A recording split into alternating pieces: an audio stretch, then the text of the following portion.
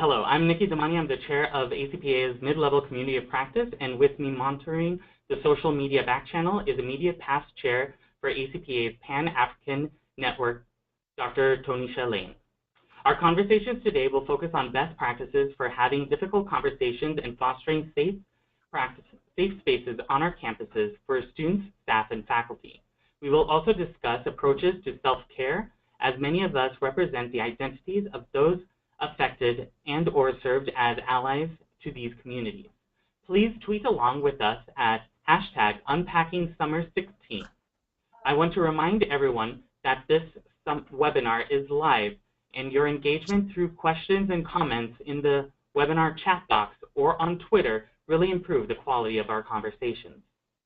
Before we begin, I'd like to take a moment to show you images that have been shared via social media, news reports, or other media sources. These images reflect the reality of our communities around the globe. Whether consciously or subconsciously, these images and news flashes resonate within us and may place us in an environment of internal discomfort. As a cautionary note, some of the images are graphic and shocking and may be hard to digest. We encourage individuals to do what they need to do, like turn off the monitor or look away as these images play for approximately 2 minutes. You will hear my voice again after the images are done.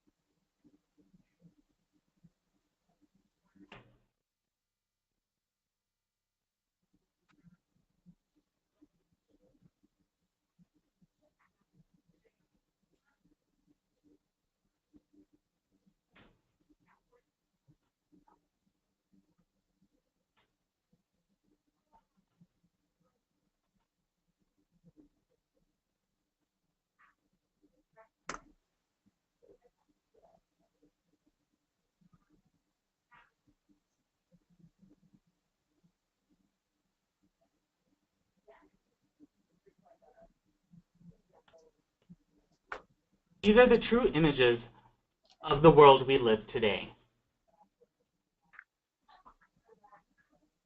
These are the images that our students and colleagues witnessed over the summer. Today's webinar, Unpacking the Summer of 2016, a time to reflect and advance strategies, intends to generate discussion about these issues and provide strategies for working with our students, faculty, and staff. Knowing that not all voices and communities are present, today's panelists are Dr. Jonathan McElderry, pronouns he, him, who serves as the Assistant Dean of Students and Director of the Intercultural Center at Wake Forest University. His experience in higher education has focused on enhancing diversity, equity, and inclusion in the college campuses. Ms. Sarah Furr, pronouns she, her, hers, who has served as the Director for the Center of Identity, Inclusion, and Social Change at DePaul University. In this role, she is responsible for creating and facilitating diversity and social justice education initiatives for students, faculty, and staff, and community partners. Dr. V. Leilani Pupo, pronouns she, her, is currently serving as the Director of Calvin E. Bright Success Center at the University of California, Merced, where she works with a team of professionals and students to provide academic success and achievement. Dr. Mahogany Dawson, pronouns she, her, hers, is an assistant professor in the Miami University Student Affairs and Higher Education program. Her research agenda focuses on organizational effectiveness and leadership in higher education. This is accomplished through an exploration of crisis response and emergency preparedness, as well as faculty and student affairs practices. And finally, we have Dr. Dean Squire, pronouns he, him, his, who is a visiting assistant professor in the Student Affairs program at Iowa State University. His works include on student activism, racial justice, and campus institutional change, and the critical practice in student affairs. He is also the current ACPA Director of Equity and Conclusion. Thank you, panelists, for being here today. Can you please tell us, starting with John, how this summer has affected you personally? So I think this summer, has really been a time for reflection. I think seeing those images that you just showed really caused me to, reflect even more and really think about everything that's going on in our country. For me, as a first-generation college student, I feel like the narrative was always told to me, you go to college, you get a good education, you get a good job, and then you will be successful in life. But I feel as though nowadays that's no longer the case. When I step outside the door, nobody sees my title on my back or my degree. So I often sit and kind of wonder, am I going to make it to work? Am I going to make it home? Due to everything that's kind of happening in our country. What's even more frustrating for me is that I know that I'm dealing with these challenges personally. So then I also deal with what do I tell the students when they come back, when they ask me these type of questions, because honestly I feel as though I really don't have the answer for them right now. Thank you. Would anybody else like to respond? Yeah, I'll add that similar and different. I also spent about 2.5 weeks abroad this summer, particularly when news around Alton Sterling and Philando Castile was hitting in the U.S. What that looked like abroad in Europe, and similarly trying to be connected to my campus and my staff and students from abroad was really challenging, and I think we'll speak a bit later on too, but what does that mean as far as messaging that goes out to a campus community? If, for example, if I'm the person who does that and I'm not there in the summer, or I'm out, so feeling that disconnect as well, and the way in which news is covered abroad differently, and the U.S. is sort of seen in the way we experience that. That was an added complexity for me, spending an extended period of time outside of the country and away from the office. I actually had a very similar experience when the Pulse shootings happened. I was in Vietnam for 3 weeks, and I was very disconnected from all of my communities here in the U.S., all of my friends, all of the abilities, like Sarah said, to gain information on what was happening and who was around. My sister lives in Orlando. I grew up there for a few years, and so I was really kind of unsure of what was happening in that space. And so I think when we look at that PowerPoint, we see kind of the context of inequity and oppression and marginalization in the world is very broad and maybe more complex than we often think about it, or even have the ability to think about it. So like Sarah, I think that added a nuance to my understanding of, not just myself, but if we have students who are abroad and other community members who are abroad, how are they getting information? How are we supporting them? And how are we doing our work? At the same time, this summer, my mom was in Istanbul in the airport just the day before that bombing happened. So there's lots of these complexities that are happening. And so this summer was very interesting, I guess, to say the least, for my experience as it relates to what we're going to be talking about today. And to add on to that, I think one of the questions that kept coming up for me was, so we've got all of these horrendous occurrences that are happening, and yet there are communities whose experiences are not being included. And what does that mean in regards to erasure? What does that mean in regards to the ways in which we attend to trauma and violence? And how am I as a community member both healing, taking the time to really reflect and think about what do I need in order to become wholer, a little bit more, or healed, so that I can actually engage in the work in a way that is meaningful and isn't about me working my stuff out on other people. But then also, what are the ways in which I honor and acknowledge and work with folks who are directly impacted by the shootings, by the bombings, and yet also knowing that there are people who've been erased from the conversation, and what does that mean for them? Mm-hmm. And so, just to pull up the rear, and I think maybe tie some of the previous comments together. So I also spent some time abroad this summer. I taught a study abroad course right at the beginning of the summer. So from mid-May through early June, I was in Europe, and we went through Germany, the Czech Republic, and Poland. We in addition, it was a student affairs focus, but we tacked on a lot of Jewish culture and history, a lot of Holocaust history, and museums, as well as we went to some concentration camps. And so what was interesting about being in Europe at that time was the conversations that we kind of had with local people about the current election cycle in the U.S., right? And so spending time in former Nazi territory and listening to people talk about the legacy of the impact of that time on their current culture and how it has impacted even the ways in which they run their college campuses and the ways that they think about how to collect data and information and what data and information is safe to collect from students and what is not, because they don't want demographic information to ever be misused in that way again.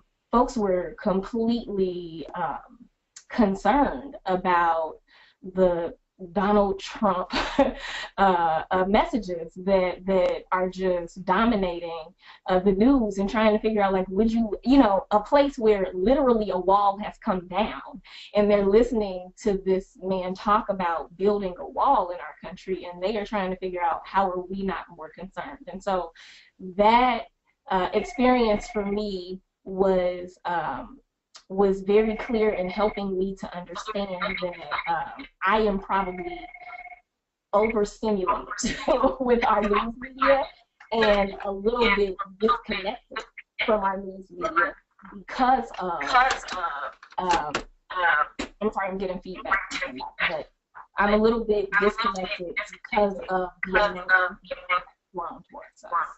And so even as we were in the opening slide, it was interesting for me that to pay attention to the reaction in my body to watching those images play, right? To notice that my heart started beating a little bit faster and that my breathing pattern changed a little bit, because I do have a truly visceral reaction to some of those images as they pop up.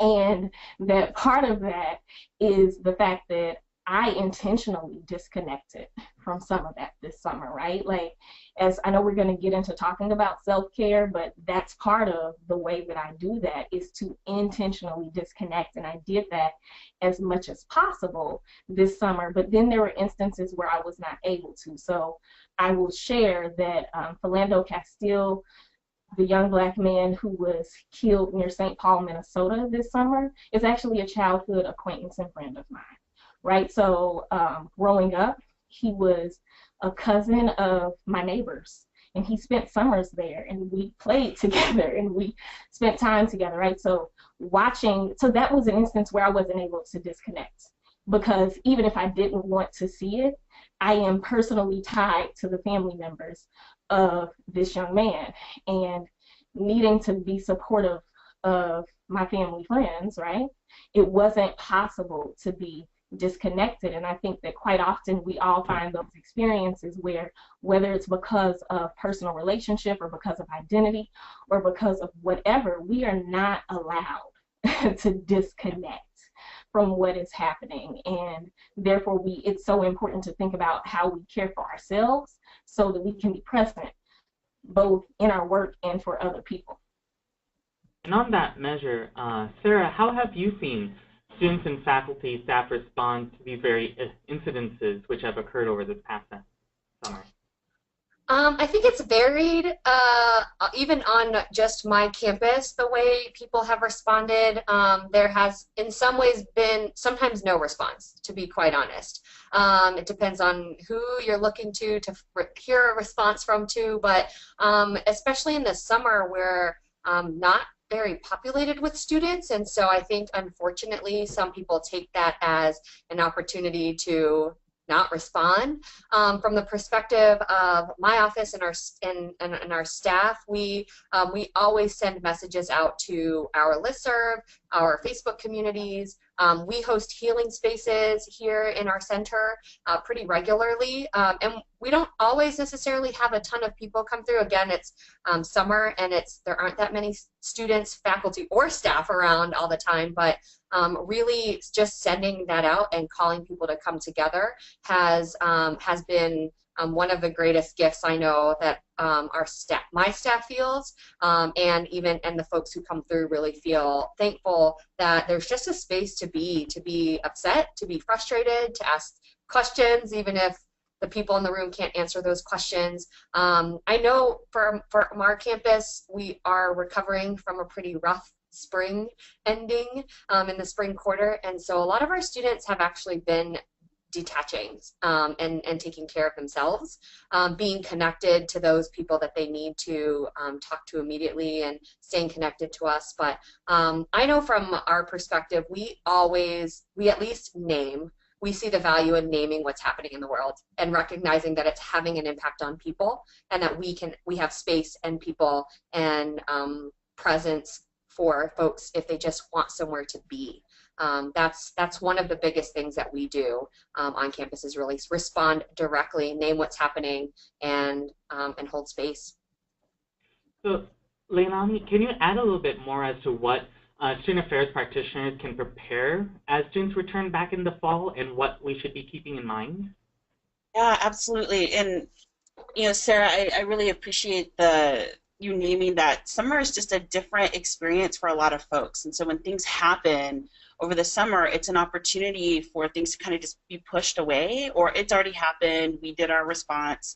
But I think that there's that responsibility or the opportunity to loop it back around, knowing that some of our scholars who are returning to campus or coming to campus for the first time may not have had an opportunity to even talk about what happened over the summer.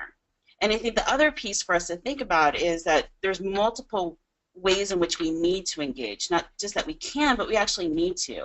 Not only do we need to have the scholarship and the theoretical conversations, which are really important, that are academically informed and providing facts, but also what are the ways in which we're providing healing spaces, and the multiple ways in which healing spaces can look, feel, sound.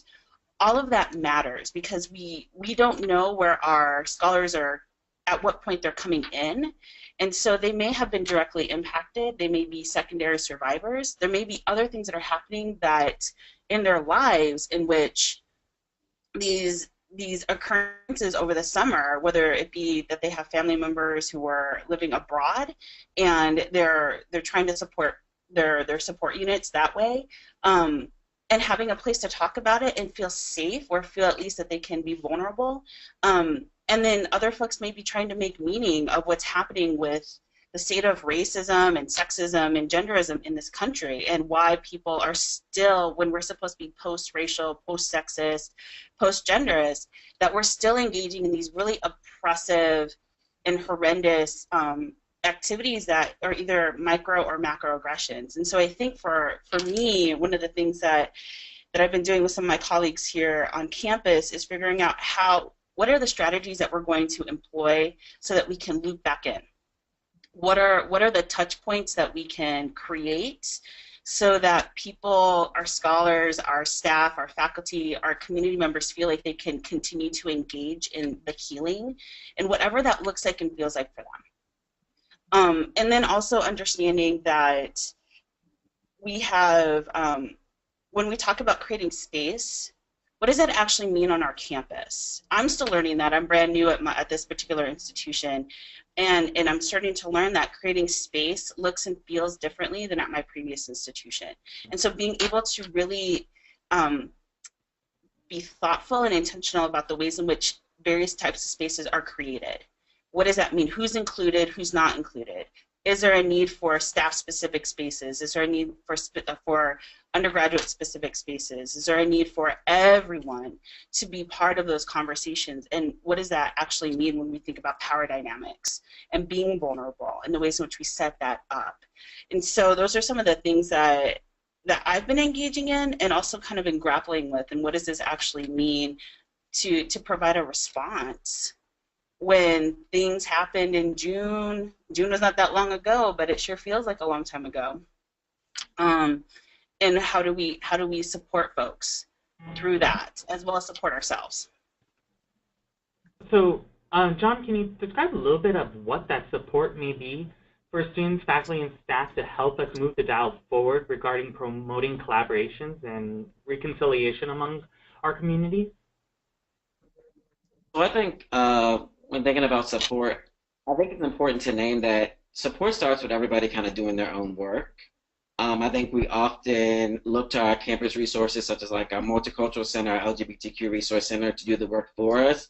But we are all professionals on our campus, so we all need to be engaging in this work and educating ourselves. I think after that, of course, we have webinars such as these. We have ACPA and ASPA that are great resources, but we also live in a day and age of technology. So you can YouTube, Google, read an article. There's so many ways that you can read and educate yourself that people really need to pay attention to, because for the people who do the work, it gets very taxing and tiring when we'll always have to be those voices in those spaces where we're the minority or underrepresented.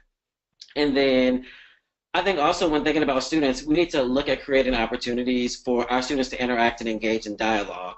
We have to get comfortable with being uncomfortable, and that starts with us as practitioners and professionals. So if we enter into these spaces and into meetings and we can't have conversations around race, how do we expect our students to do the same?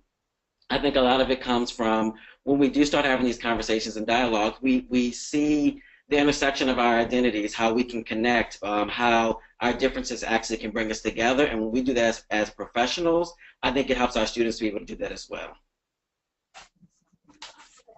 Are there any other thoughts from the panelists?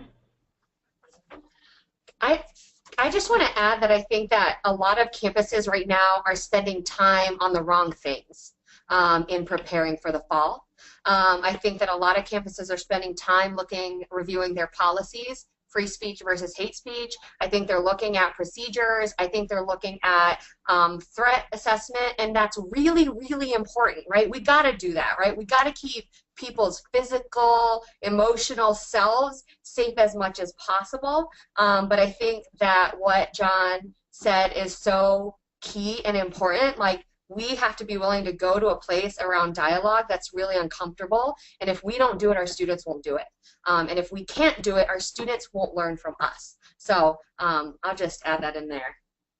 And just to kind of piggyback on that a little bit, is that so often, so what you all have just touched on is so often our students are looking to us to kind of model the way of how to engage in these dialogues, and I think that it's really important for us to be doing that on our campuses, seeing as how we don't have a lot of great examples in the national news cycle, right, about how to dialogue and really engage in conversation with one another without it being like an argument, right?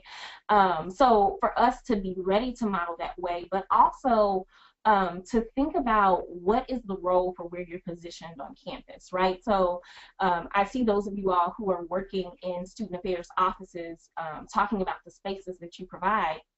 And so for me, as someone who switched from the student affairs administrator role into a faculty position, what that looks like sometimes for me is creating space in my classroom for us to have those conversations, right? And being willing to not only engage in the conversation, but to deviate from the topic. Like, yeah, we had a plan for today, right?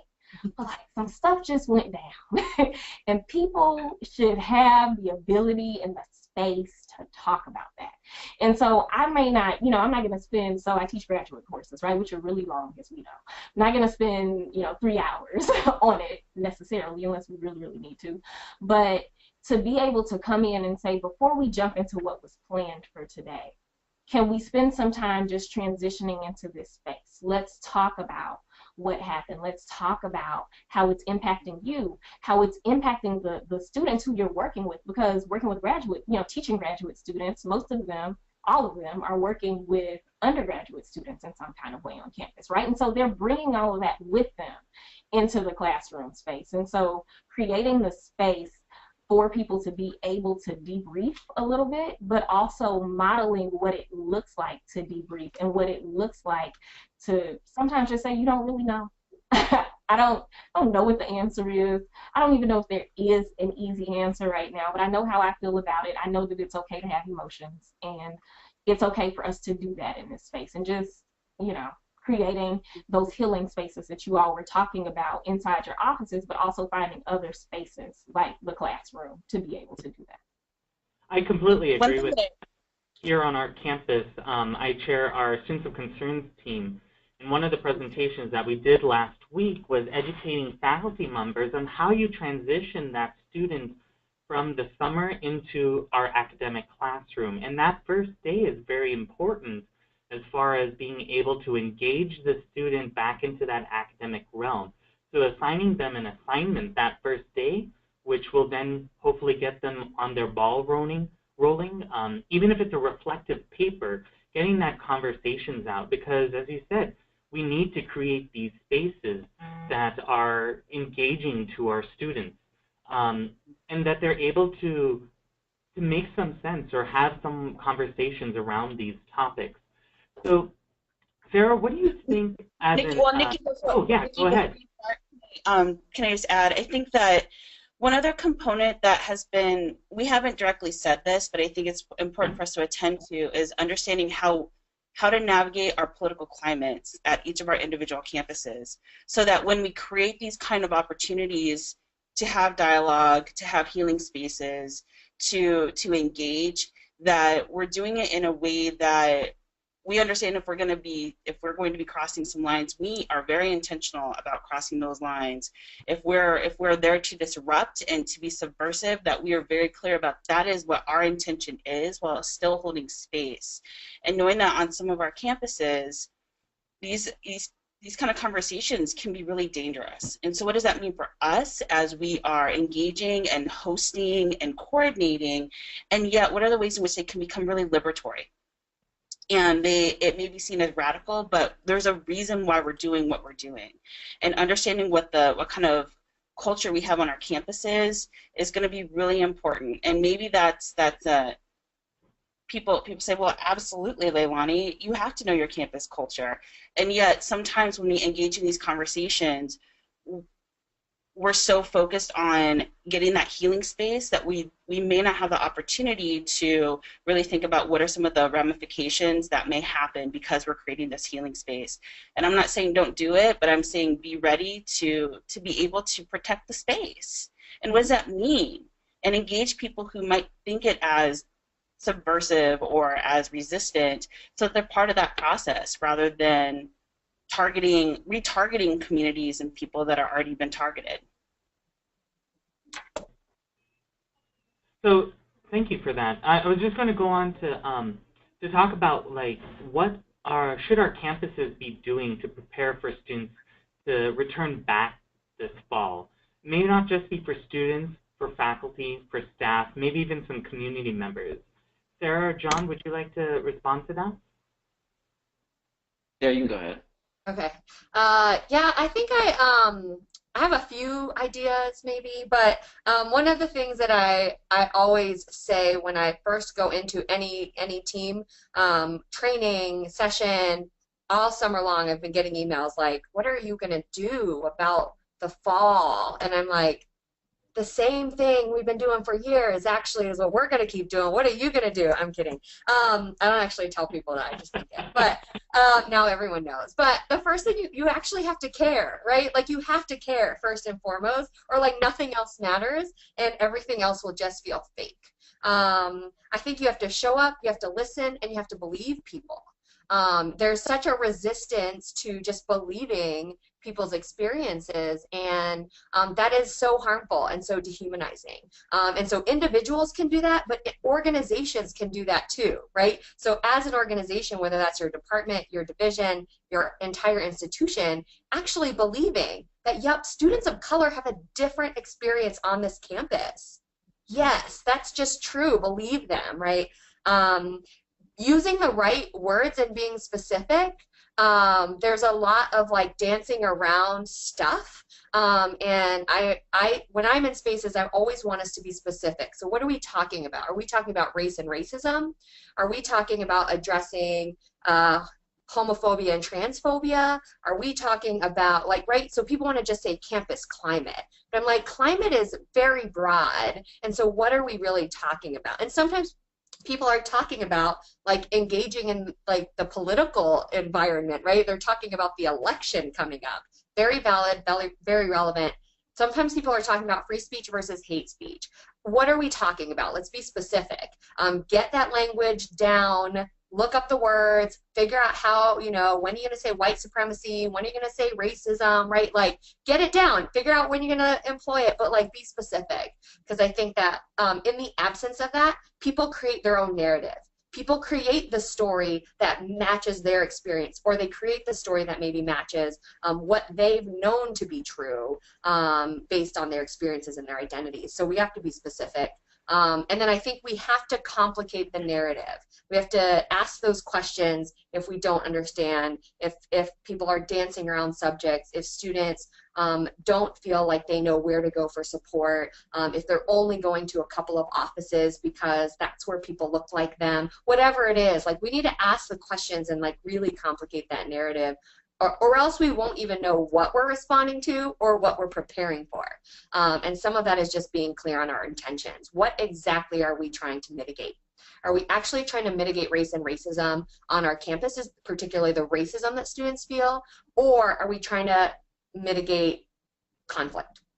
And I think conflict's good. Most people who interact with me think that I know, or know that, I think. But what are we trying to mitigate on our campuses? And oftentimes we are just trying to sort of mitigate maybe that like press scene or whatever that might come through, which also I agree, I don't want that to happen either. But what are getting clear about those intentions will help us be specific, use specific language, and then get clear about the methods to prepare.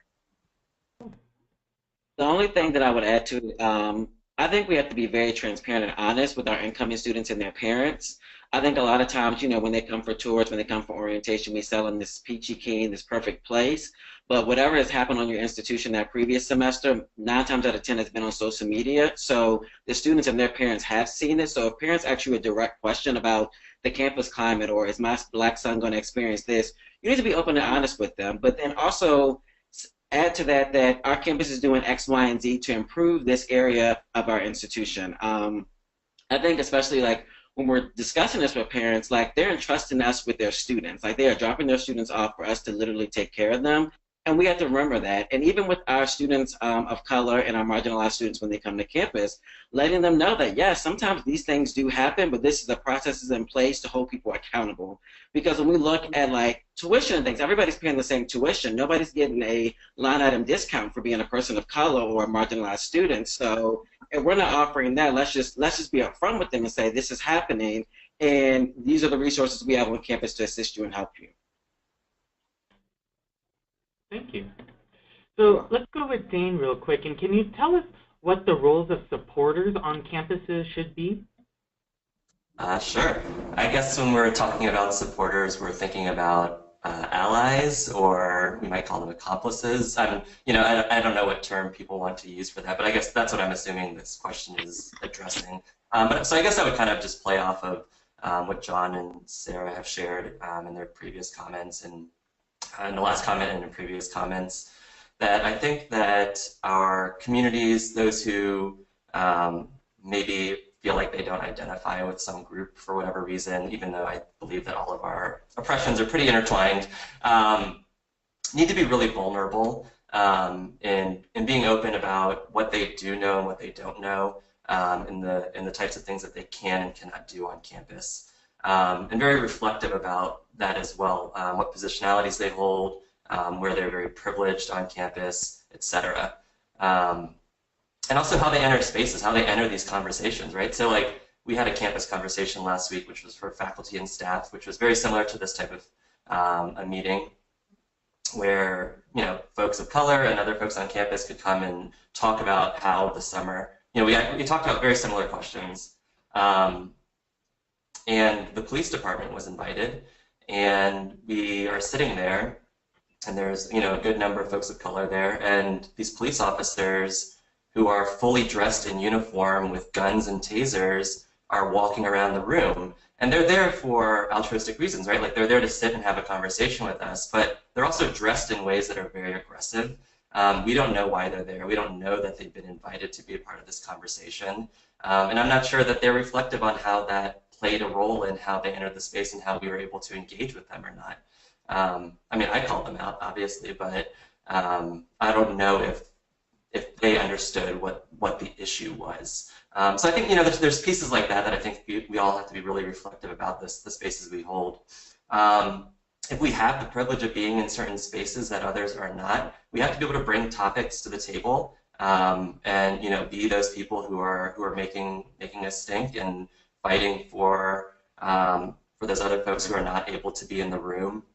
I think we can push our organizations to do better work, to better support our campuses, and, you know, these types of webinars I think are a good start by trying to figure out the nuances of doing that work.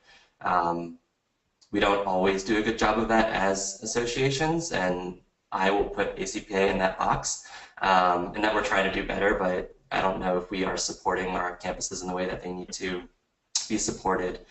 So yeah, I mean, I think that's how I would initially address that question of how we can support folks on campus. Any other thoughts? I would just add to that, like, there's something really simple that you can just do is like have relationships with folks on your campuses who maybe hold identities that you don't hold. So foster those relationships before like stuff's going down. So that's a preemptive, proactive thing that you can do. But I think the other piece is to check in with those people. Just like, how are you doing? Especially, I think, folks who are maybe repeatedly being called to tend to students, tend to staff, tend to themselves, sometimes to have someone just say, how are you?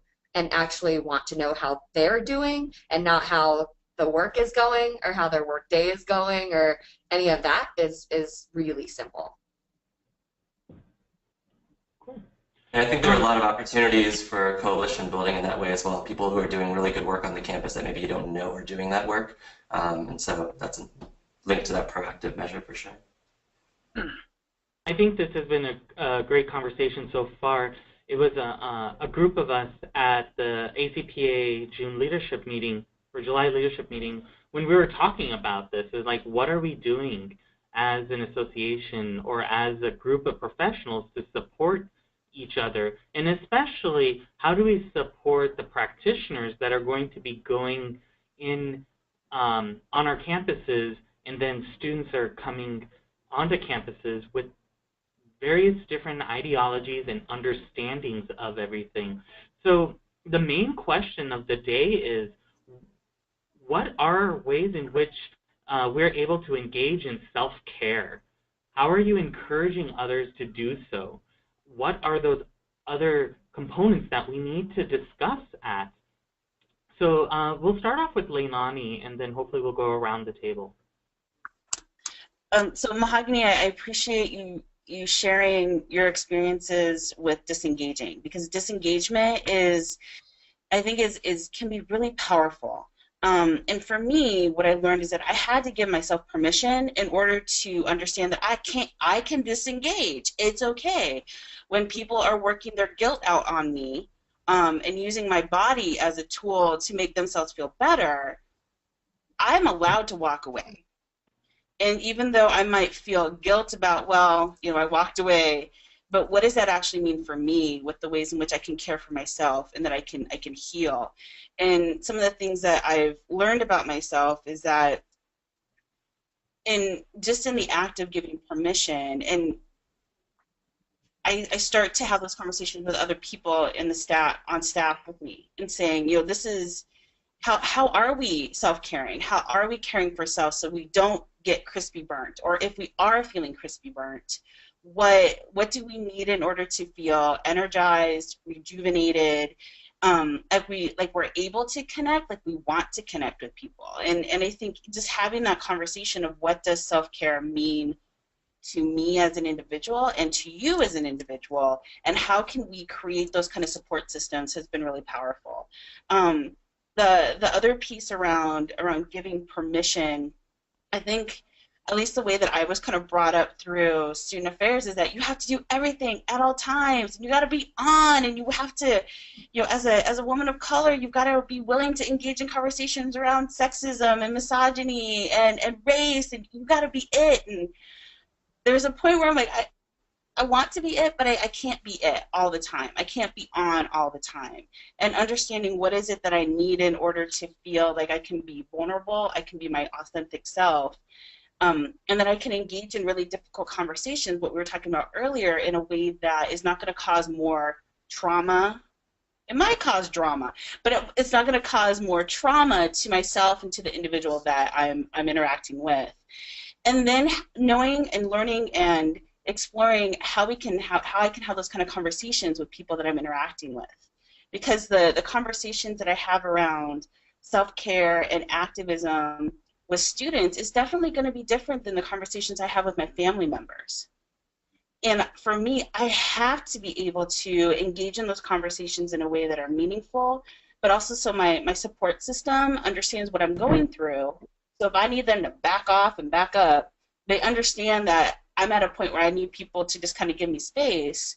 Or if I need to be able to pull people in and pull them closer, I have that as well. And so for me, and really thinking about what does self-care look like to me, what does it feel like, what does it sound like, what does it taste like, because sometimes I eat my feelings, but really understand, like utilizing all of my senses that are available to me to really interrogate what this notion of self-care means, and then engaging in those kind of conversations and those explorations with our undergraduate students, with our staff members, the faculty, because I don't think that we have those opportunities to engage. We talk about self-care, self-care, self-care, self-care, but what does that mean? How do I even start to explore that? What are the ways in which I can engage in self-care that is meaningful to me as an individual? And so being able to just make time to do that, whether it be in our staff meetings, within our one-on-ones, but really being intentional about this is a conversation we're going to have, and we're going to continue to have it, so that I know that self-care for me will change as I get older, and it will change for other people as well, depending on what's happening. Yeah. So I want to pick up on a couple of themes there that Leilani hit on. One of them is, so I already shared that I disengage sometimes. That is what I need to do. But one thing that I've learned about myself, and this is both in my personal life and my professional life, is that sometimes in my effort to protect myself, I harm other people, right? So sometimes my desire or need to not engage in a conversation, or to advocate for myself in a certain way, is actually hurtful to other people.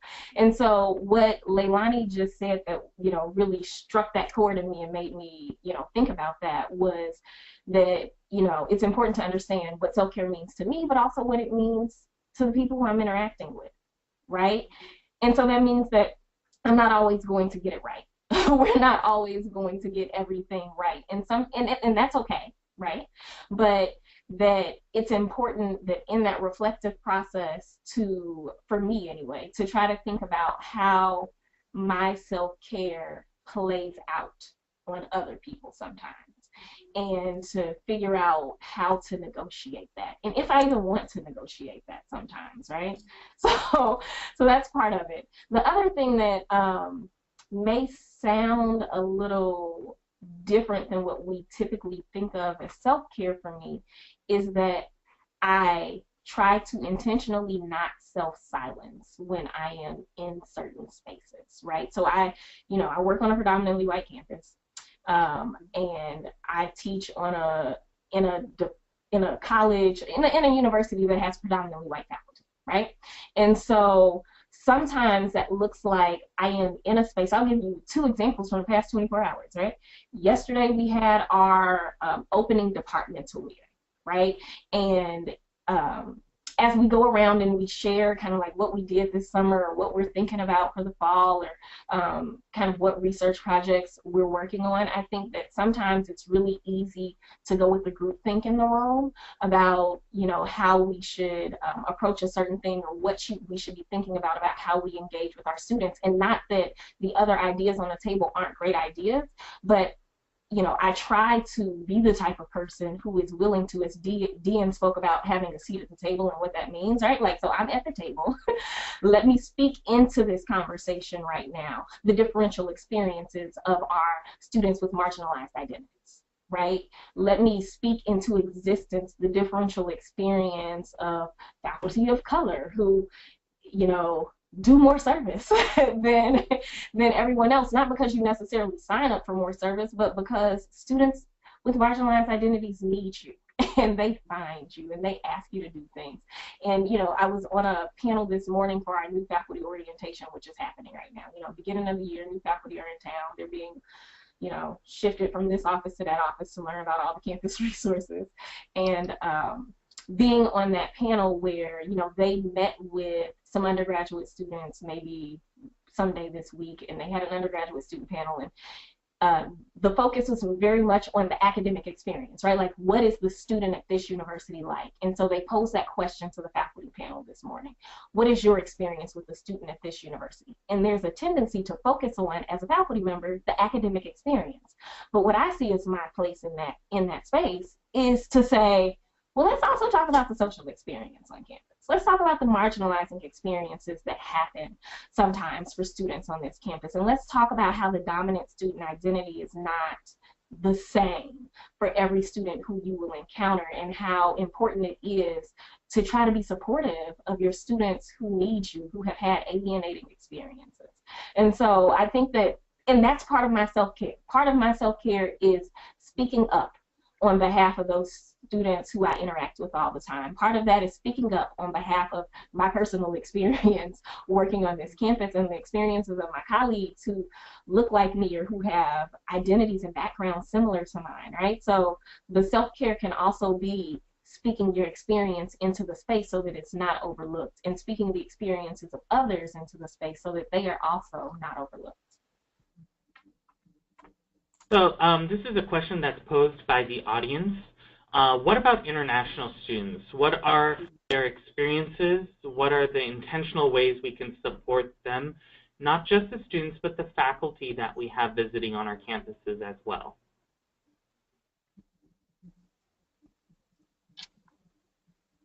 So I'll kick out some initial thoughts. Is that, and this actually stems a lot from my experience abroad this summer, and then debriefing with our undergraduate and graduate students who traveled along with us about what that experience was like, and kind of what they learned about what it might be like for international students visiting here on our campuses. And so I think that the one thing is to understand that everyone comes from a different cultural background, a different type of educational experience, and a different social experience, and that we cannot expect, nor should we want, for people to assimilate into what it is that we do here in our spaces, right? And to be patient in that way, to actually go outside of your comfort zone maybe and try to learn about what the experience is like for our international students and faculty members and scholars coming from different places, and to try to figure out how to make that transition a little bit smoother for them, because it's probably never going to be seamless and we can't even expect that. But to be patient with them in the process and with ourselves in the process of learning about this culture that they're coming into, but also being willing to learn about the culture that they come from and how we can help to smooth over that experience for them as they come in.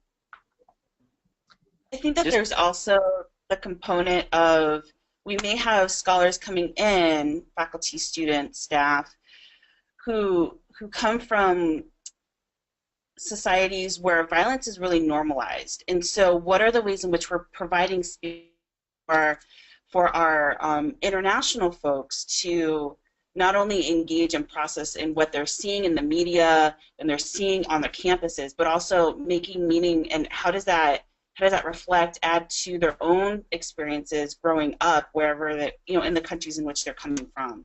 And so I think that there's that piece around what is the cultural competency that we need to have in order to engage in these types of conversations, knowing that in some countries, when they think about the United States, it's very violent and it's very very oppressive. Some people see this as a really great opportunity. Some folks have an experience at home, like wherever their home is, that can be really traumatizing and is very violent.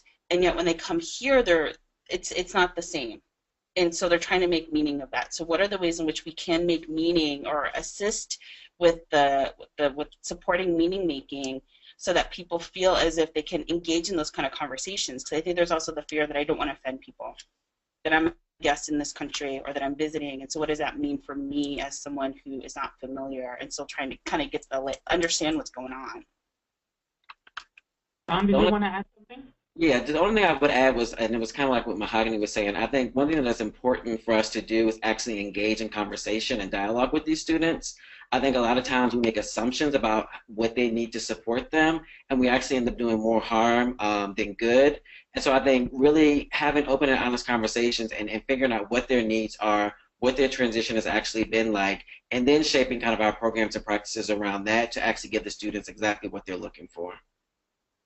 I would add to that, I think particularly around race, is acknowledging the fact that race shows up in our country in a very specific way. And so for folks who are coming into the U.S. who show up as people of color, for example, while that is going to be a really maybe a dramatic shift in the way that they've experienced their identity. And so being willing to sort of have those conversations very explicitly to name that your identity and how you identify is yours, and you get to name that. And it gets complicated when you come to this country as a person of color in particular, and people are going to racialize you, whether you want to or not, and being able to help them sort through the meaning making, as Leilani mentioned, that might come from that because of what they're experiencing here and how they're being experienced and racialized, and how that might differ from their countries. Thank you. So it's coming close to the end of our time here, so I'm going to just end with some final thoughts from you all, that if you could provide our viewers or what our next steps on our campuses should be. And let's start with John. So some final thoughts. So, of course, we all know the kind of political climate we're walking into. I think it's important for us as institutions to really kind of be more proactive than reactive. I think as administrators, it's important for us to really examine our policies and see how they actually play into some of the actions that are occurring on campus, and making sure everything is equitable for all groups, no matter, you know, how much money they may have or how popular they are on campus. Because at the end of the day, we're here to serve all students, so that's very important. And then it's continuing to get comfortable with being uncomfortable. Like we stated earlier, we as practitioners and professionals have to get into that space in order for our students to do so as well. I will just say that there's this really great book that my staff and I read together this summer. I know, nerdy book. It's called Trauma Stewardship: An Everyday Guide to Caring for Self While Caring for Others. I swear I get no kickbacks from this, but it is a really amazing book that I think everyone should read. We read it as a staff team and have been processing it together over the course of the summer, and we'll continue to process that because I think we do carry trauma as student affairs professionals, particularly if we're working with our students who are engaged in student activism and things like that on campus. And so it is a really great book. I just think everyone should read it. So that's going to be my final thought. I'll go on that because I've been asked to maybe provide a couple additional nerdy resources for folks to think about. So I think sometimes, so when I was at the University of Denver prior to this role, there was not a culture of campus activism. And part of what I was brought on to do was to try and foster that sense of activism on campus, and it was a complete failure. I mean, I was only there for a year, so that was part of it, but there were pieces that were not in play already from this very wealthy, white, private university. There are many articles that we can pull from a lot of our journals in our field. So Adriana Kizar has written some stuff around faculty and staff partnering with student activists, so really exploring those different contexts and how students develop off of it. Barnhart wrote something recently about campus educational context and civic participation and how curriculum can really influence the way that students engage on campus or don't. I always like to read Sarah Ahmed's On Being Included, which really helps me have some language around what is happening when I continue to hit what she calls brick walls when I'm trying to do work on campus. I think sometimes finding language for our experiences is really important, and so that's probably a nice piece or book to pick up. And if you want a shorter piece, Kathleen Manning wrote something in 2009 and about campus called Philosophical Underpinnings of Student Affairs Work on Difference, which might help folks understand the different viewpoints and worldviews from which we are addressing this diversity and equity work on our campuses to help better understand each other and why we might be coming up against certain brick walls. I'll go next. So I think that there's this piece for me around how can I continue to be courageous in my daily practice, and understanding that the work that we do really is courageous, and it is about bravery, and it's about naming things that people may find really uncomfortable. It's about engaging in conversations that make people really uncomfortable, also will make ourselves uncomfortable. And it's that reflection in and the reflection out on who do we want to be, who do we strive to be as student affairs professionals, but then also what are the ways in which we need to continue to be courageous in this work and brave so that we can feel like we're not only doing good, but that we have the capacity to do all the good work that we need to do. And so I encourage you to ask that question of yourself of what does it mean to be courageous in your work and to be brave. And so just to, I guess, close out, so I really like Leilani's question, what does it look like to be courageous? But my quick reflection on that was that I think that the most courageous thing I do is show up as myself in all spaces and to not put pieces of myself away. I strive really hard to never tuck myself away as I walk into spaces, and to make sure that I am engaging in conversations, engaging in spaces, and engaging with other people in a way that's true to my personal values, right? And if I'm doing that, then I am probably doing something that looks really courageous to the person who has tucked themselves away, right? So continuing to enter spaces authentically, I think, is one of the biggest things that we can all do. And to just kind of add a faculty note here, Dean mentioned something about curriculum, and I think that it's really important for us, so anyone who's, you know, maybe listening in on a webinar who is an instructor, right, regardless of what you're instructing, if it's a first-year experience seminar, if it is like the career services course, if it is a graduate course, whatever it is, to think about the ways in which, when you have that captive audience in your classroom for 14 weeks or 16 weeks or however long your semester or, you know, trimester, whatever it is you have at your institution is, how are you exposing people to material that helps them think about who it is that they truly are, who they want to be, and how to stay true to those values? How are you exposing people to material, or are you exposing people to material that encourages them to think about other perspectives, that encourages them to think about what it looks like to engage in difficult conversations, or to insert themselves respectfully into conversations in a way that can help broaden other people's perspectives? And what types of assignments are we sending people off to do, or examples are we using in class that help to bring in the real life, real time examples of what is happening in our world around us, right? So as we reflect back on those images that we opened with and what this summer has looked like, how do I teach this summer? How do I build this summer into what it is that we're doing to even just open the dialogue for folks? And so I think that for people who are instructing, that's really important to think about. But even if, you know, and I use instructing broadly, right? Like if you're advising a student organization, if you are planning campus events, like how are we building it into what we're doing and encouraging the conversation in a way that helps people to build their own courage, to help them become that courageous person? So that's my final thought. Well, thank you very much. It has come to the end of our conversation today, and thank you, panelists, for your wisdom and insight in today's discussion.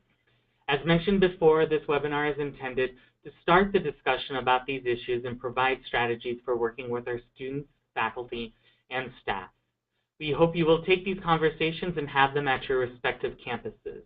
I'd like to take a moment and thank my colleague, Dr. Tonisha Lane from the University of South Florida, who was monitoring the back channel and helped organize today's discussion. For more information and future webinars for either ACPA's Pan-African Network or ACPA's Mid-Level Community of Practice, please search for us at www.myacpa.org under Entities. We thank you all for joining us today, and please continue the conversation using the Twitter hashtag #UnpackingSummer16. Have a great day, and hope your fall of 2016 starts off well.